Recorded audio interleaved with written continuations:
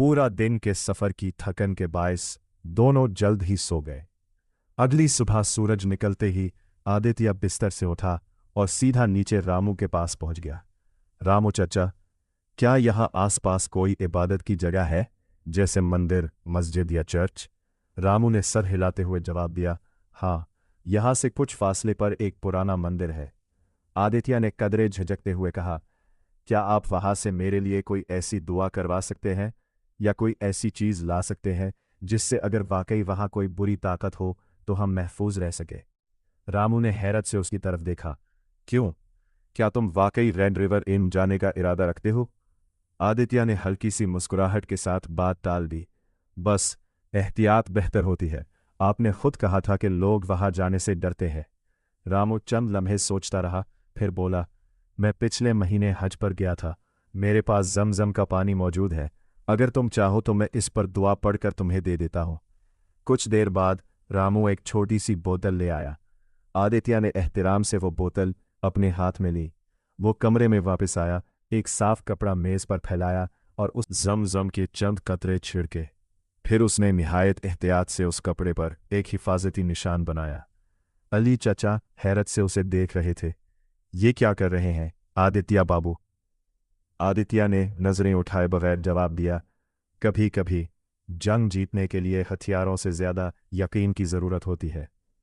कमरे में एक लम्हे के लिए अजीब सी खामोशी छा गई और खिड़की के बाहर रेड रिवर की समत से एक ठंडी हवा का झोंका अंदर आया, जैसे कोई उनकी हर हरकत पर नजर रखे हुए हो। अपनी तैयारी पूरी करने के बाद आदित्य ने 2 खत लिखे।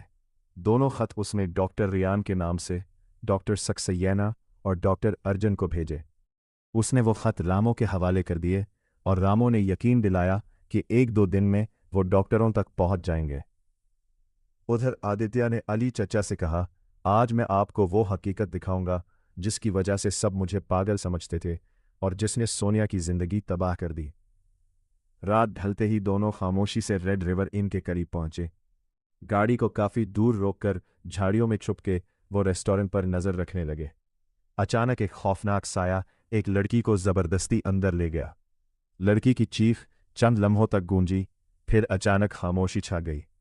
कुछ ही देर बाद वही साया सुर्ख आंखों वाली चमगारों के झंड में बदलकर अंधेरे में गुम हो गया। ये मंजर देखकर अली चचा के जिस्म पर कपकपी तारी हो गई। आदित्य ने आहिस्ता से कहा, यही वो मंजर था जिसे देखने के बाद सोनिया कभी पहले जैसी न रही। दोनों फौरन वहां से सराय वापस आ गए, खाना खाया और अगले दिन के मंसूबे के लिए आराम करने लगे। अगली सुबह डॉक्टर सक्सेना और डॉक्टर अर्जन रेड वीवल पहुंच गए। रामू उन्हें सीधा उस शख्स के कमरे में ले गया जिसने उन्हें खत भेजा था। कमरे में एक शख्स दीवार की तरफ मन किए खड़ा था। जैसे ही वो मुड़ा, दोनों डॉक्टर हैरान रह गए। आदित्य, आदित्य ने पुरसुकून लहजे में जवाब दिया, डॉक्टर रियान कोई नहीं था, तुम्हें यहां बुलाने वाला मैं था। अगर तुमने मेरी बात उस वक्त सुन ली होती तो शायद आज सोनिया उस हाल में ना होती। डॉक्टरों ने उसे फिर वहम करार दिया, मगर आदित्य ने उनकी एक ना सुनी। उसने अंकल जेम्स की दी हुई पिस्तौल निकाली और सबको अपने साथ चलने पर मजबूर कर दिया। उसने पहले से तैयार की हुई 4 शर्ट्स निकाली जिन पर हिफाजती निशान बना हुआ था और दुआ किया हुआ पानी छिड़का गया था। एक शर्ट अली चचा को, एक डॉक्टर सक्सेना को, एक डॉक्टर अर्जन को दी, जबकि एक खुद पहन ली। फिर सबने ऊपर से कोट पहन लिए ताकि किसी को उनकी तैयारी का अंदाजा न हो। रात गहरी होते ही चारों रेड रिवर इन के दरवाजे पर पहुंचे। दरवाज़ा एक मुलाजिम ने खोला जिसका नाम एलन था। आदित्य ने खुद को स्वीडन से आया हुआ मुहक्किक जाहिर किया और कहा कि वो रेड रिवर के इर्द गिर्द के माहौल का जायजा लेने आए हैं, मगर रास्ता भटक गए हैं, इसलिए एक रात के लिए पनाह चाहते हैं। एलन ने उन्हें अंदर बैठा लिया, मगर दिल ही दिल में खुश हो रहा था। आज रात मालिक के लिए शिकार खुद चलकर आया है। कुछ देर बाद रेस्टोरेंट का मालिक एक नौजवान लड़की के साथ अंदर आया। वो पुरसुकून, खुश लिबास और गैर मामूली हद तक पुरअसरार लग रहा था।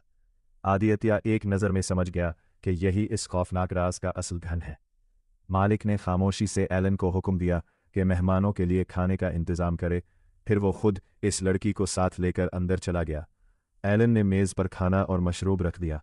डॉक्टर सक्सेना और डॉक्टर अर्जुन हालात से बेखबर खाने में मसरूफ़ हो गए, जबकि आदित्य खामोशी से हर चीज़ का मुशाहिदा कर रहा था। उसे यकीन था कि असली इम्तिहान अभी शुरू हुआ है और रेड रिवर इन का सबसे हौलनाक राज अभी उनके सामने आना बाकी था।